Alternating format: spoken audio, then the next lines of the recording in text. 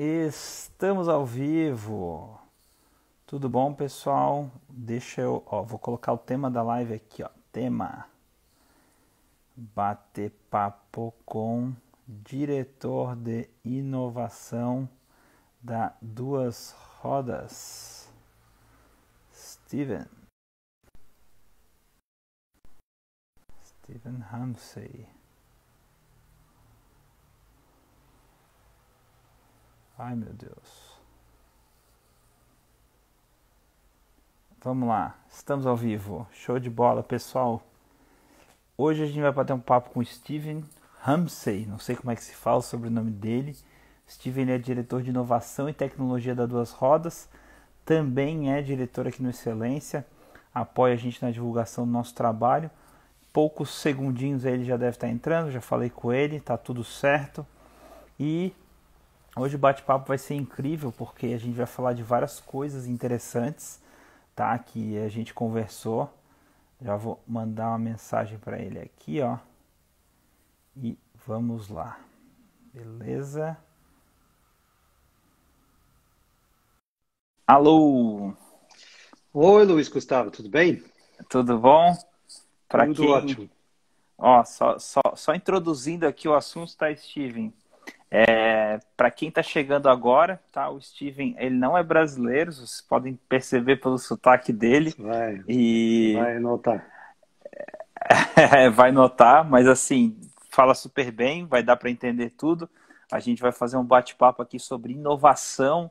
A gente, por conta do momento que a gente está na pandemia atual, a gente vai falar bastante sobre o fundamento da adaptabilidade aqui do Excelência, mas tende a ser um bate-papo super legal, né? O Steven hoje ele ocupa, como eu mencionei antes dele entrar, ele ocupa o cargo de diretor de inovação e tecnologia na Duas Rodas, também é um dos diretores aqui no Excelência Santa Catarina. A gente tem a honra de ter ele no nosso board. E mais do que eu contar a tua história, Steven, compartilha a sua história com o pessoal, fala um pouquinho de onde é que tu veio, quais empresas que tu passou, o que tu veio fazer no Brasil.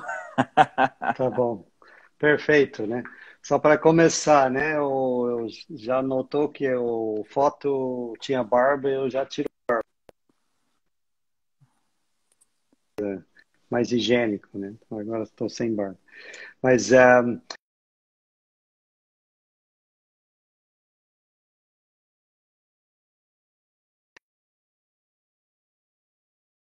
pesquisa e desenvolvimento e inovação.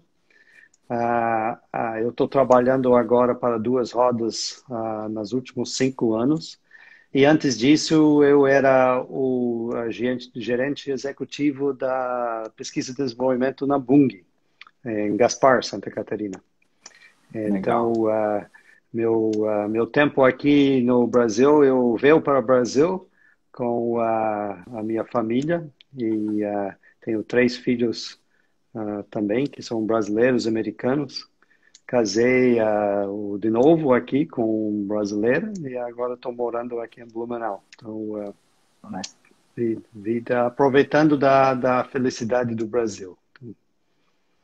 Legal. Para quem não conhece a Duas Rodas, eu tive a oportunidade de visitar a Duas Rodas em 2012. Tá? Eu acho que a Josi era diretora de marketing aí, não sei se ela ainda está. Uhum. Josiane, E, você é a e diretora daí do nosso foi. negócio E de daí confeitaria, sim. Isso. Foi muito legal a visita que eu fiz e quando a gente ouve o nome da empresa Duas Rodas, dá a sensação de que é uma empresa que fala de carros, motos, etc. Mas fala um pouquinho da Duas Rodas, o que que ela faz, qual que é o negócio dela, quem que é o público dela. Para a gente foi super legal a visita, super esclarecedor e é uma super empresa aqui que eu acho super legal o trabalho que é Ser desenvolvido. perfeito. A Duas Rodas é uma empresa muito tradicional, né, de Santa Catarina. Foi fundado por 2 alemãos em 90, quase 95 anos atrás. E basicamente o objetivo da Duas Rodas desde o início é a produção de essências, aromas e extratos naturais desde o início da empresa está fornecendo esse tipo de ingrediente para alimentos, né? Então, agora nós somos líderes em Latinoamérica, né, de ingredientes para alimentos, especialmente aromas. Mas atuamos numa diversidade de produtos, porque a gente fornece para a maioria dos tipos de alimentos, né, no Brasil, e também exportamos produtos naturais para Estados Unidos, Europa, Ásia também. Legal, legal, show de bola.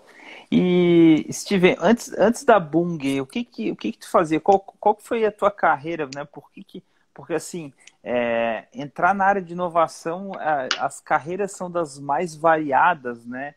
Conta um pouquinho como é que tu decidiu começar a trabalhar com inovação, tu decidiu trabalhar com tecnologia, como é que é teu background, assim, sei lá, qual que é a tua formação e etc. Sim. Então, eu sempre estava interessado na área de ciência biológica, né? Então, quando eu estava na escola e depois universidade, sempre era meu foco. Eu estava até estudando para ser médico, mas decidiu mudar Olha, para doutorado na ciência de nutrição. Então, eu tenho mestrado e doutorado, pós-doutorado, tudo na área de nutrição humana. Eu comecei a minha carreira na área acadêmica, né? Fazendo os estudos básicos na área de nutrição, vitaminas, também o efeito de alimentos em doença cardiovascular. Em algum momento eu decidi que eu queria procurar ciência mais aplicado, né? Então aí eu comecei a trabalhar para empresas de alimentos, né? Primeira empresa que eu trabalhei, acabei trabalhando lá muitos anos, era Mead Johnson, né? A Mead Johnson é uma empresa de nutrição especializada para hospitais, para crianças.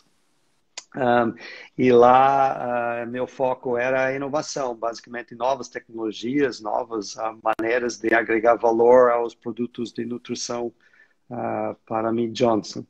E aí, acho que então, inovação faz parte do veio desde pesquisa para mim, e depois eu virei a chave para aspectos mais aplicados, e aí tinha que pensar mais nos questões mercadológicas, necessidade do consumidor, traduzindo tecnologia mais complexo para benefícios mais tangível, né, que alguém ia realmente querer, né, e tentando fazer esse processo mais simples, mais vamos dizer, com a habilidade de fabricar e produzir de uma maneira constante, né? Então, aí eu comecei a entrar mais nos processos e filosofia de inovação para fins comerciais, né? Mas, claro que inovação pode ser aplicado para qualquer geração de valor, pode ser geração de valor monetário, mas também sustentabilidade, felicidade, tem vários objetivos, né, que a inovação legal. pode estar direcionado. Acho que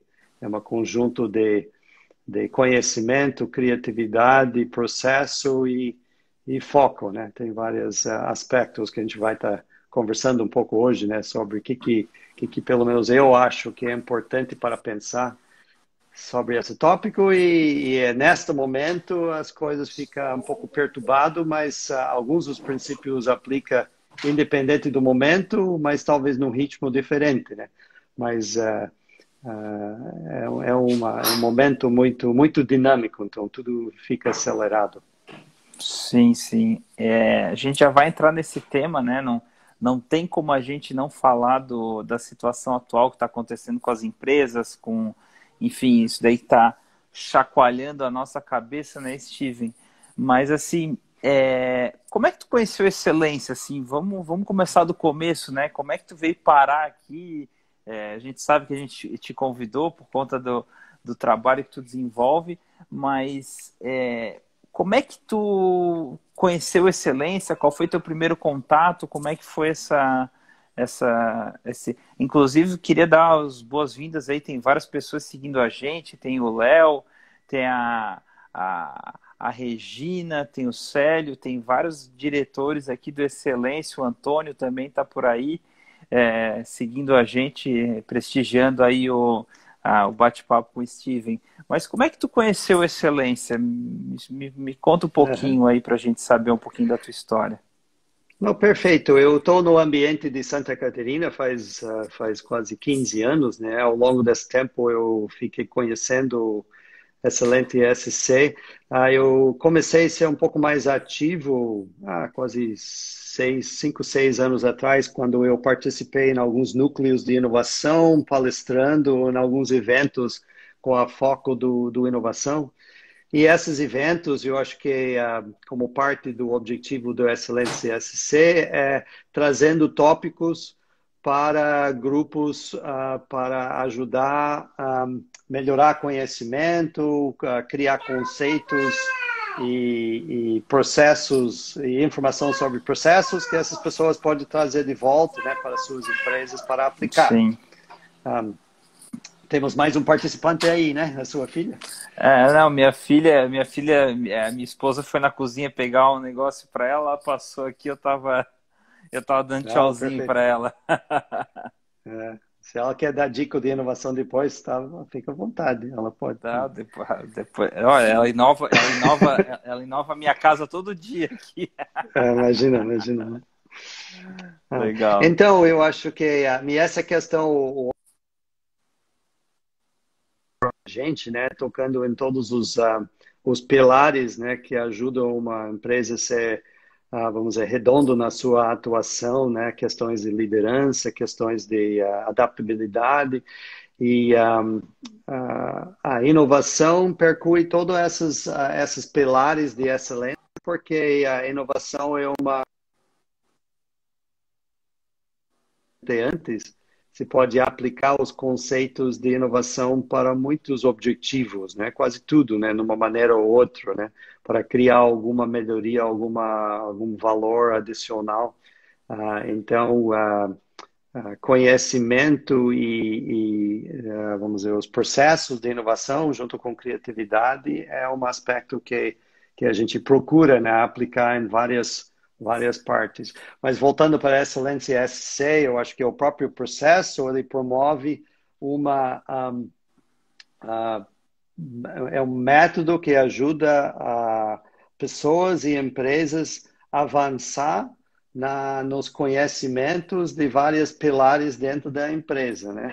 E usando informação didática, também treinamento in situ, também métricas, aí a empresa consegue, passo a passo, prosseguir no avanço de fatores que ajudam, no final das contas, o próprio resultado da empresa.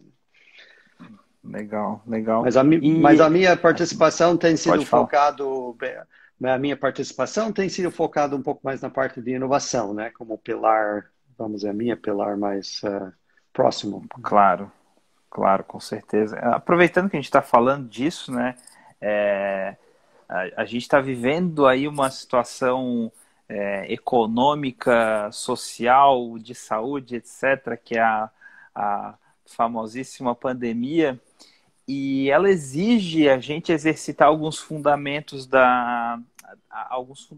excelência, como adaptabilidade, como tu bem comentou, exercitar essa inovação no dia a dia, porque tem inovação não só na área de produto, né? Porque às vezes a gente tem que redesenhar o produto para estar mais adequado à situação atual, mas às vezes a gente tem que redesenhar processos, readequar pessoas e etc. Como é que tá essa questão da adaptabilidade aí para vocês hoje? Como é que tem sido aí no dia a dia? Enfim, tem alguma coisa que Eu vocês acho que fizeram para de diferente nós. que seria legal compartilhar com quem está aqui acompanhando a gente? Sim, perfeito. Acho que para nós até tem fases, né? Eu acho que a primeira fase foi um pouco obviamente, surpresa, né? Igual para todo mundo, né? Da, da choque das mudanças de repente. E aí nós criamos comitê de crise imediatamente, né, que é um grupo multifuncional que reunia quase dois, 3 dias, né, ou quando necessário, porque a mudança de informação e a nossa necessidade de responder era muito rápido, né? Então, eu acho que essa foi a primeira fase, né, onde a gente está lidando com coisas cada 2, 3 horas. Então, esse aspecto de rapidez, resiliência e ser aberto para a nova informação foi a primeira fase, né? Depois, entrando numa outra fase, onde a gente estava pensando, tá, tudo bem, passou essa primeira surpresa, crise, agora nós temos que pensar como que a gente muda o jeito que a gente trabalha, né? Então, a gente fez alguma coisa, uma maneira antes, agora tem que fazer de uma maneira sustentável, diferente, né? Por exemplo, viagens, né? Foi todos cancelados, né? Toda visita cancelado, trabalha tudo online. Então, a gente tem que ver como que a gente muda o dia a dia para uma nova maneira de exercitar dia a dia, né? Então, essa foi... então, para nós, por exemplo, a gente é uma empresa de sensorial, ingredientes sensoriais. Então, a gente não podia mais visitar cliente e experimentar produto junto, né? Que era uma atuação padrão nosso. Então, a gente começou a fazer teste sensorial online, onde a gente manda produtos para os clientes, kits, né? E alguns clientes também, maioria até estava em casa, então a gente tinha que mandar 5, 6 kits para os funcionários de nossos clientes que estavam em casa, né? E depois linkar todo mundo online para estar degustando separadamente, mas a mesma coisa e comparando o sabor, né? Então, um bom exemplo de como Fantástico. que a gente... então a gente adaptou uma coisa ao vivo a uma coisa digital simultânea. Foi uma experiência basicamente única para nós, mas conseguimos fazer de uma maneira bem rápida. Eu acho que temos um certo sorte, acho que todo mundo aqui, porque existem as ferramentas para poder fazer isso. Imagina, 5 anos atrás, tenta fazer coisas online, acho que a chance de dar certo era 2%, né? Se dá para falar com fax, não sei, mas então eu acho que o fato É que verdade. as ferramentas amadureceram o suficiente para até funcionar, deixou essa possibilidade realmente acontecer, né? E Legal. agora, simultaneamente, a gente está pensando, né, que coisas que estão mudando que a gente vai ter que adaptar no médio prazo, né? Que realmente essa Sim, mudança, crise, que não vai voltar igual em vários aspectos. Então, a gente vai ter que mudar o jeito de fazer claro. coisas. Um outro aspecto que E eu deixa eu te só fazer uma citando... pergunta. Ah, tá, pode falar. Não, eu falar uma outra coisa um pouco técnica também, auditorias, né? A gente faz tem auditorias dentro de casa, né? Para nossas certificações de qualidade e também fazemos nossos fornecedores também. A gente começou a fazer isso online também, né? Onde a gente usava ferramentas de WhatsApp celular para fazer imagens in situ e transmitia tudo via online também. Também foi um desafio inicialmente por causa de segurança e outros aspectos, mas também conseguimos criar um processo satisfatório, né, que todo mundo aceitava. Legal. E que, assim, voltando um pouco na questão da experimentação online, porque assim, a auditoria é de fato é um desafio, né? Fazer isso. Eu trabalhei muitos anos com a parte de qualidade de software, então, sim, software que está tudo na mão ali já é desafiante. Imagina fazer uma auditoria de um produto físico e etc.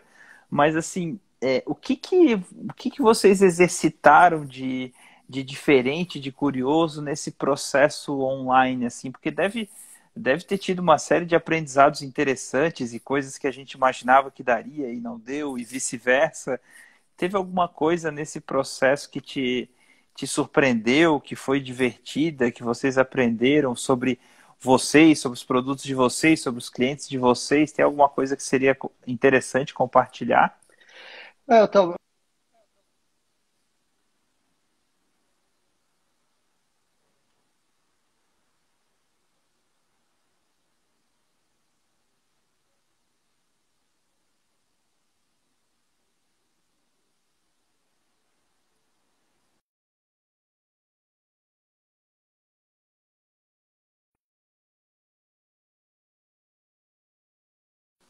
Alô, alô?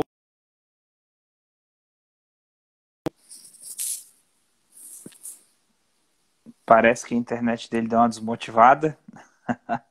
Ele já deve estar voltando, tá, pessoal? Vou mandar uma mensagem aqui para ele. Ó, pronto, já está voltando, deve ter caído rapidinho, mas já está de volta.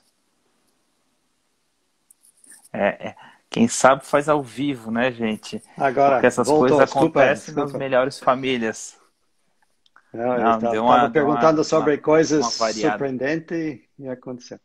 Um, Isso. então, eu ia falar que, em relação à tecnologia, eu acho que o principal desafio que a gente tinha imediatamente foi home office, porque a gente tinha que adequar para, vamos dizer, 150 pessoas em uma semana, né, dentro de casa. Então, isso foi um desafio grande, né? Um, eu acho que uma surpresa para nós até foi na parte de vendas, porque uma visita por vídeo é bem mais fácil que uma visita ao vivo, né?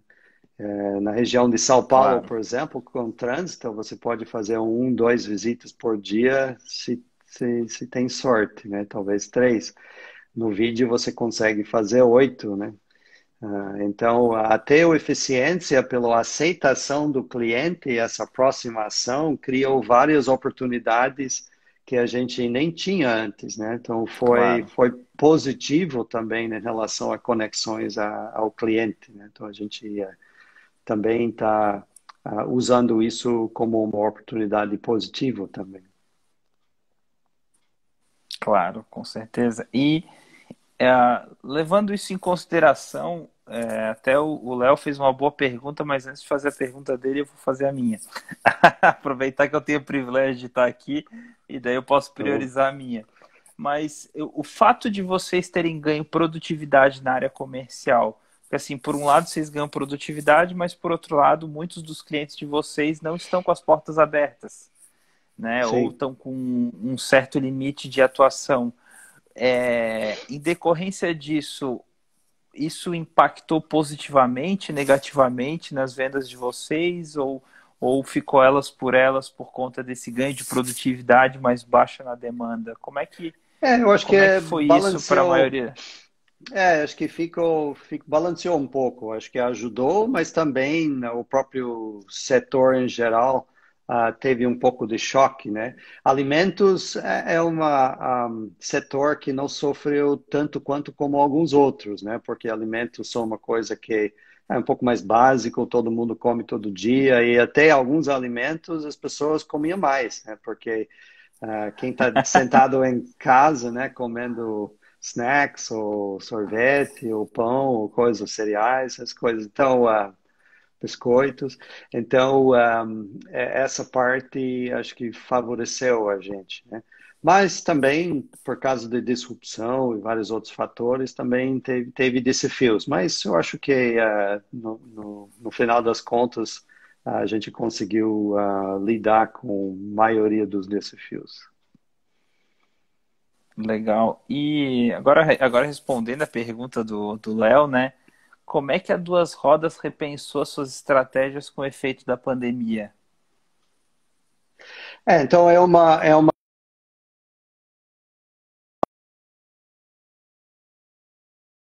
no médio prazo a gente percebeu que existe alguns mudanças no próprio consumidor que a gente percebe, né, impacto, por exemplo, procurando produtos que fornece mais imunidade, né? Então, nós vendemos vários extratos naturais que têm propriedades de imunidade, como a acerola com vitamina C, ou quercetina, que tem também um estímulo para o sistema imunológico. Então, né, desses produtos, a gente viu uma demanda bombando, né, para exportação também. Então, o desafio era a matéria-prima e ter o tempo na fábrica para poder realmente aumentar a nossa produção, né? Outros aspectos também, meu próprio exportação aumentou, né? Por causa também do câmbio essa necessidade também fornecendo mais produtos para exportação também foi um outro ajuste. Questão de home office e pessoas em casa, então eu acho que produtos, como eu comentei antes, né, que tem uma maior venda para uso em casa também era uma outra mudança. Então isso é um ajuste que o mercado faz, a gente responde à demanda que vem. Acho que um aspecto que acho que favoreceu a gente bastante, e isso era uma outra dinâmica da própria crise, foi a questão de qualidade e segurança, né? Porque nós temos um histórico bem sólido, né, de processos de qualidade e segurança de alimentos. Então, essa reputação, eu acho que foi bem favorecido dentro desse ambiente também, porque as empresas todos estão procurando constância, procurando qualidade, segurança, porque está todo mundo mais atento, né, desde o consumidor até os próprios clientes. E também, ficando em Santa Catarina, também talvez uma outra vantagem, porque a gente estava um pouco menos afetado comparado aos grandes centros. Mas eu acho que isso é mais um fator que poderia ter ajudado um pouco, né? Claro. Falando sobre fatores, né? O que tu acredita que são fatores chaves para uma mudança, para fazer inovação em períodos de mudança? Eu acho que tudo começa com leitura, né, do que o consumidor, o cliente está querendo, né? Então, eu acho que sempre é um desafio, mas quando está mudando semana a semana, fica mais difícil ainda. Então, alguns dos exemplos que eu dei, né, acho que a gente estava monitorando isso e também fazendo pesquisa do mercado. A gente tem um spin-off também, que a gente atrás, se chama Planta.vc, e é uma startup que basicamente ajuda a conectar mais diretamente para o consumidor, né? Para poder realmente ouvir e pegar opiniões do consumidor de uma maneira mais íntimo e mais rápido, né? Então, também nessa ferramenta, também a gente usava também para ter vamos dizer, uma informação mais rico. Então, esse é o primeiro ponto, para ter uma leitura bem do que é necessário, né? E esse dinamismo com isso. O segundo ponto, eu acho que obviamente, uma empresa não pode satisfazer todas as necessidades. Tem algumas vocações, aquela empresa tem as suas capacidades, fortalezas, acho que tem que ver as necessidades, mas também ser bem honesto de seus fortalezas e faz essa combinação, para não tentar fazer alguma coisa que desconecta com sua própria habilidade de entregar, né? Então, eu acho que esse é o segundo ponto, especialmente no curto prazo, porque senão vai reinventar em uma semana para atender uma área completamente diferente, né? Mas assim que essa parte Claro. básica, vamos dizer, é mais sólido, aí pode começar a pensar em algumas novas capacidades ou novos objetivos, né? Teve várias empresas, por exemplo, de plástico que começou a fazer máscara, né? Esse tipo de coisa. Então, Nós não precisava fazer esse tipo de movimento mais drástico, porque a necessidade de alimentos ainda era muito alta, mas a gente fez alguns ajustes no portfólio ou no direcionamento de nossa demanda, né, vamos dizer, né? Mas vocês chegaram a criar novos produtos ou vocês direcionaram os esforços para alguma parte do portfólio que estava mais vendável nesse momento?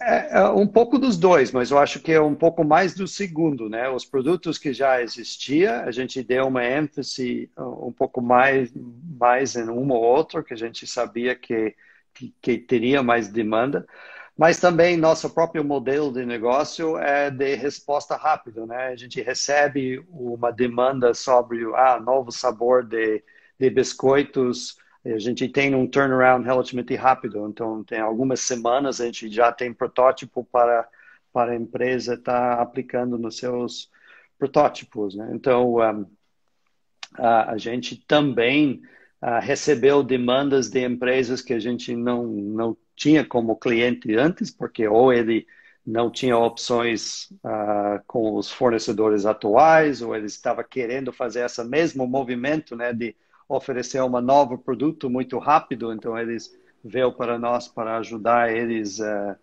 vamos dizer, completar as formulações com ingredientes de aromas ou outros ingredientes. Então nossa habilidade de responder de uma maneira mais dinâmica também era bem importante, né? Os ferramentas de comunicação até ajudavam, porque as pessoas estavam pronto para interagir de uma maneira mais rápido, onde tempos mais tradicionais, talvez eles iam mandar um e-mail, depois espera a resposta, aí tudo ficou bem mais rápido, né? Eu acho que a gente perdeu um pouco da burocracia tradicional e avançou alguns anos-luz na eficiência, né?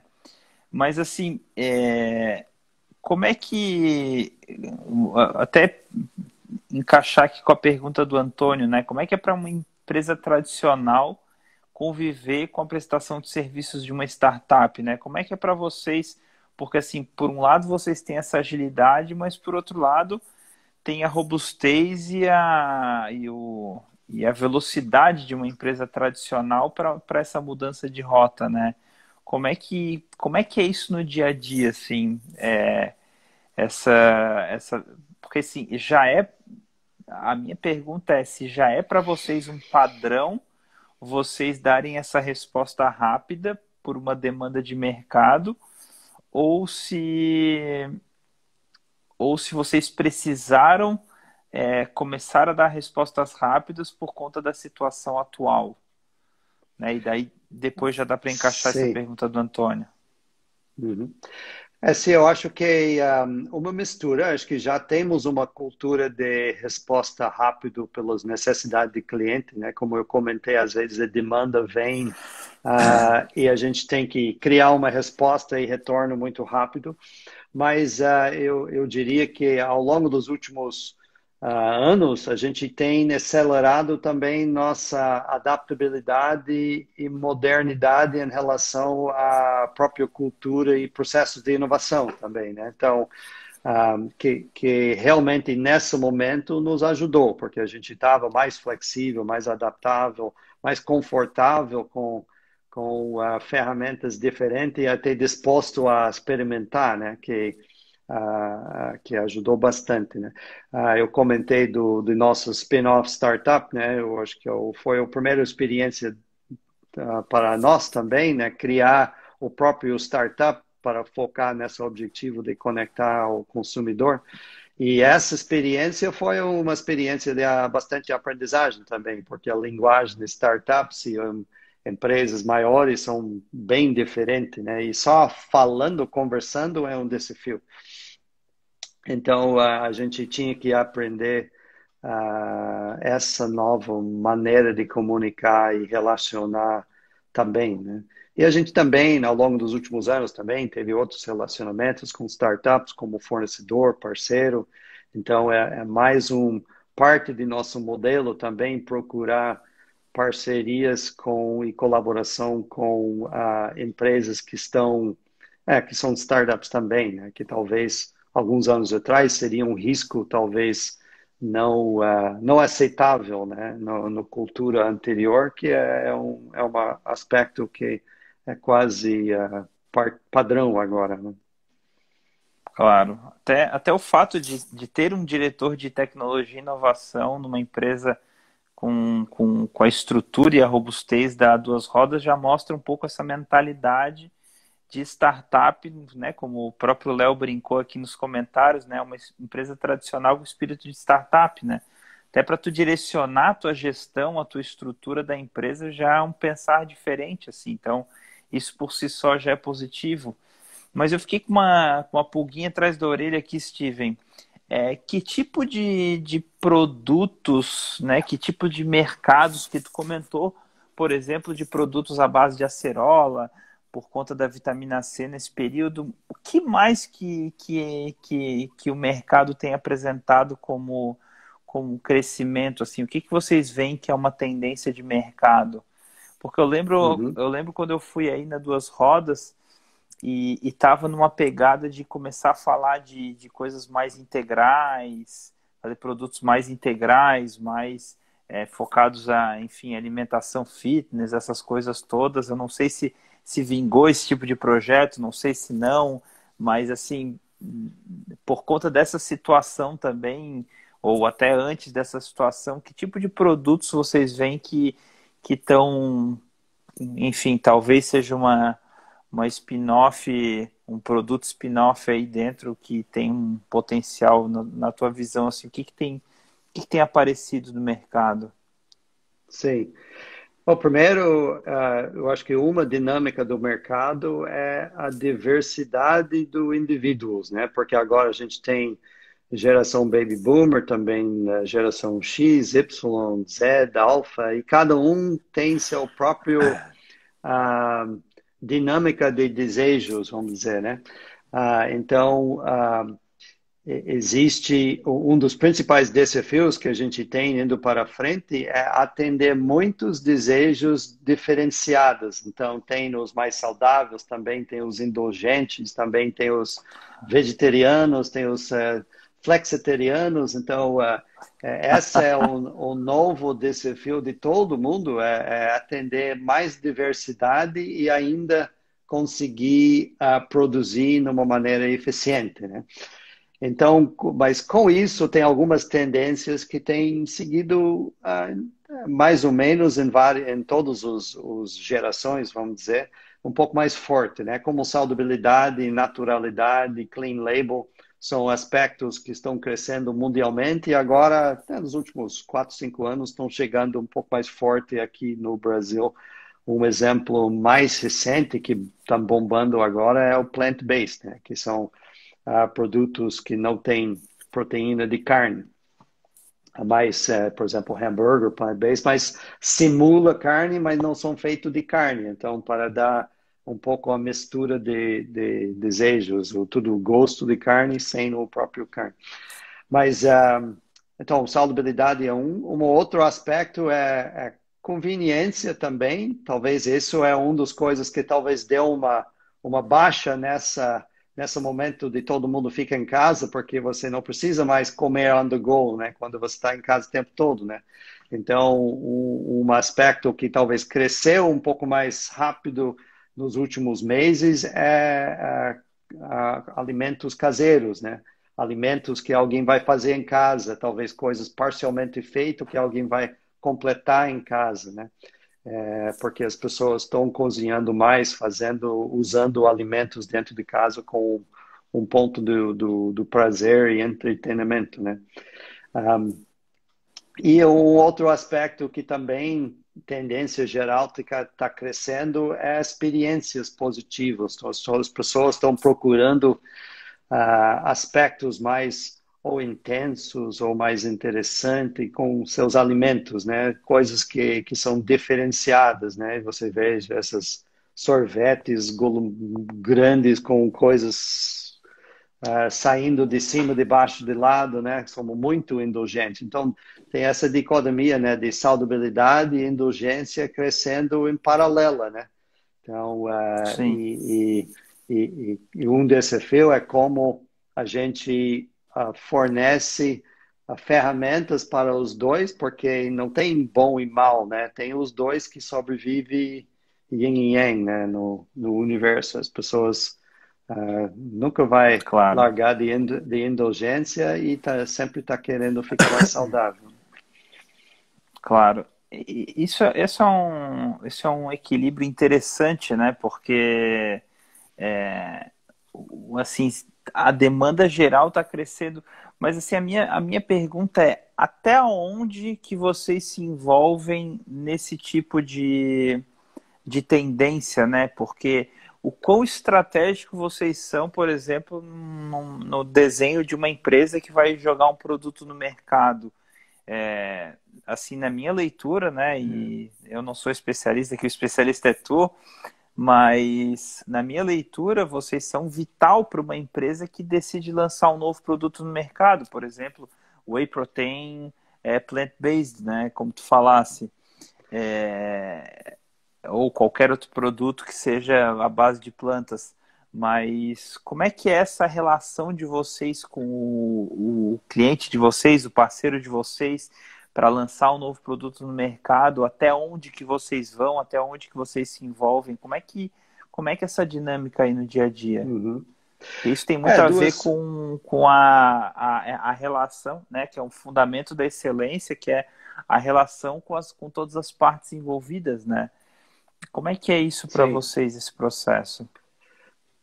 Duas rodas precisa estar na frente, né, de temas de inovação, porque nós somos vamos dizer, um pilar de apoio e também um estímulo, né, para nossos clientes.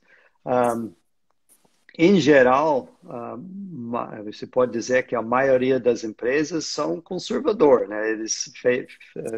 Eles ganharam dinheiro fazendo uma certa coisa e existe um certo inércia para criar uma nova e lançar uma nova produto que tem um pouco de risco, né? Então, acho que parte de nosso papel como parceiro é ajudar a diminuir aquele risco, né? Por os serviços e os produtos, né?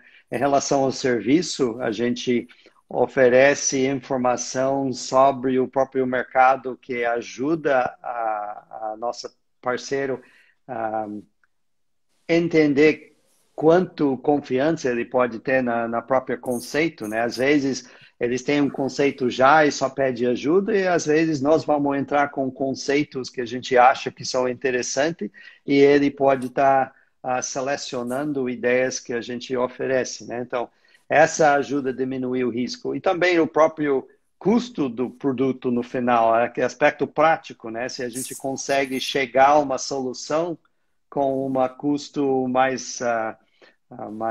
vamos dizer, padrão, perto do padrão, aí também diminui o risco da aceitação do próprio consumidor. Então, tem nessas, e constância de fornecimento também, então tem vários aspectos que tudo faz parte do relacionamento e a colaboração que a gente traz.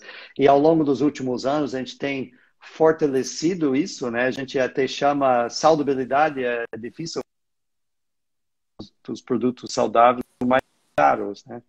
E uma lema que a gente tem dentro de casa é como que a gente democratizar alimentos saudáveis, né? Então, ajudando a fazer esses produtos mais disponível possível, né? Porque não deve ser só elitista, né? E essa que vai realmente ajudar esses alimentos crescer no mercado quando eles podem ser disponível de uma maneira mais ampla, né? Claro. E como é que, uma das coisas que tu comentou foi de ter essa tendência das pessoas estarem mais em casa, fazendo a comida e etc. 100% dos insumos que vocês fornecem para os clientes de vocês são para fazer produtos industrializados ou tem um equilíbrio aí, vocês se envolvem também em produtos não tão industrializados, digamos assim. Como é que É, até como é que vocês se envolvem nessa tendência, né? o maior a parte do nosso negócio é focado em aromas e ingredientes para a indústria de sorvetes, né? Então, esse é o maior foco. Mas também, além disso, a gente tem esses ingredientes de extratos e produtos naturais, que muitos vai dentro de alimentos como produtos industrializados também, ou suplementos. Mas também temos alguns negócios, vendemos chocolate também e produtos para confeitaria. E muito desses ingredientes vai para ou pequenas indústrias ou indústrias caseiras, né? Onde esses ingredientes vai para pessoas que vai fazer brigadeiro em casa e revende ou vai fazer para a própria família. Então, essa também é uma outra área que está crescendo dentro dessa crise, porque a gente entende que as pessoas, tem pessoas que precisam fazer renda, né? Confeitaria, festas baixaram, né? Porque as pessoas não estão juntando tanto, então esse tipo de atividade baixou, mas outras atividades de cozinhar em casa aumentou, né? Então, ingredientes para culinário caseiro tá aumentando, vamos dizer, né? Então, a gente tem uma Entendi. diversidade que também as dinâmicas é um pouco diferente, mas a maioria de nossa atuação é B2B, né? Que seria para produtos Claro. industrializados.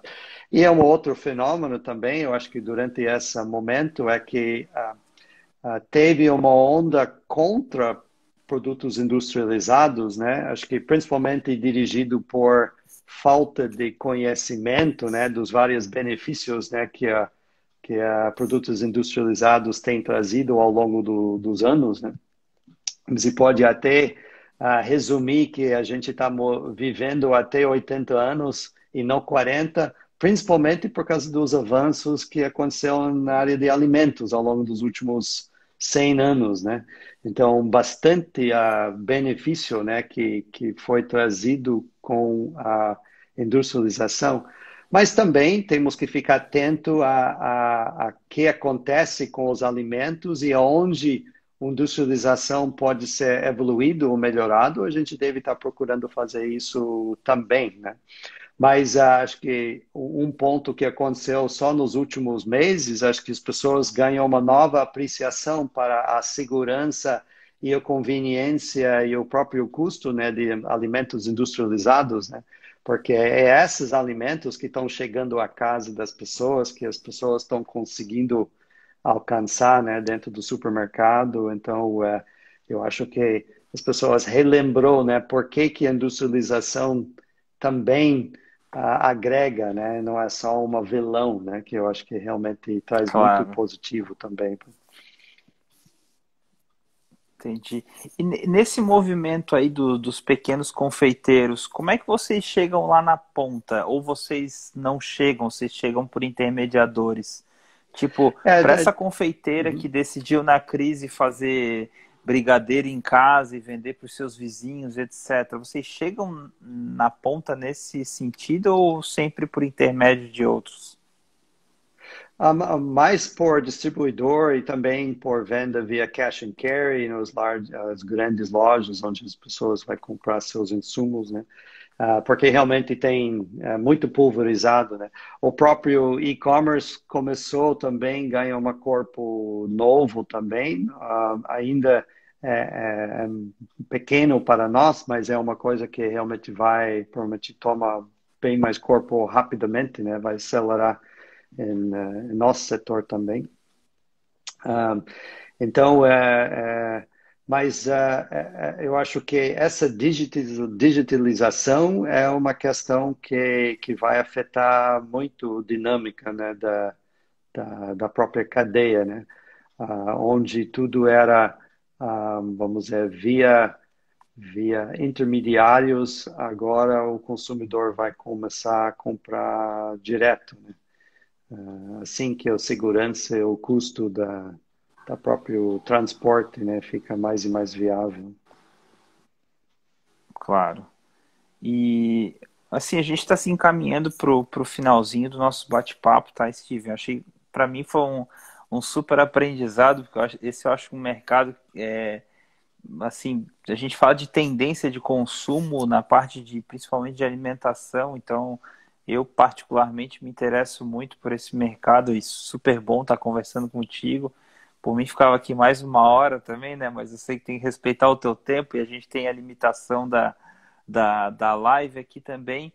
Mas só para a gente se encaminhar para o final e falar um pouquinho dessa questão da pandemia, antes de eu te fazer a pergunta final, que é a perguntinha de ouro,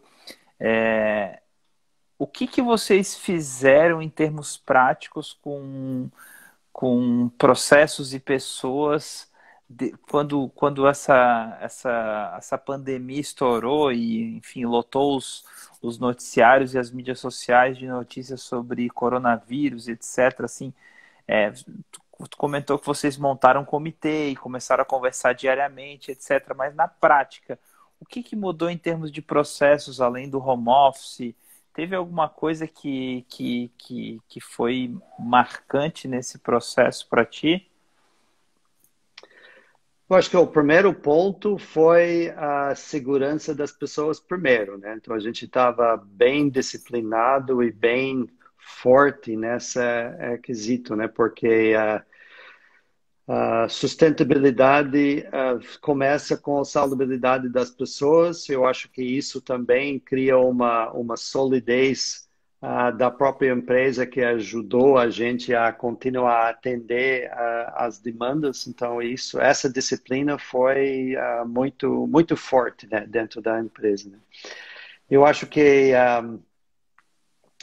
o segundo ponto, eu acho que dependia muito da própria flexibilidade das pessoas, porque a gente demandava, vamos dizer, uma mudança de comportamento, trabalho em casa, talvez trabalho em horas diferentes, então essa tipo de demanda, os próprios colaboradores responderam muito bem, né? Então ele estava com muita vontade de contribuir. Eu acho que a vontade positiva das pessoas durante esse momento muito preocupante foi, não diria surpreendente, porque a gente pensa muito, tem muito fé em nossos colaboradores, mas foi uma coisa muito marcante, né? Que também eu acho que é fruto acho que é fruto da clima, né, cultural da própria empresa, né? Então isso acho que vem de raízes fundos dos anos do trabalho interno. E eu acho que o outro aspecto que eu acho que é super importante nesse momento que eu queria adicionar é colaboração, porque especialmente nesse momento, né, quando tem necessidades diferentes, é muito possível que você não tenha todas as ferramentas para atender aquela nova necessidade. Então, tem que ser bem agressivo, também proativo em procurar aquela complementaridade que deixa você ainda atender, né?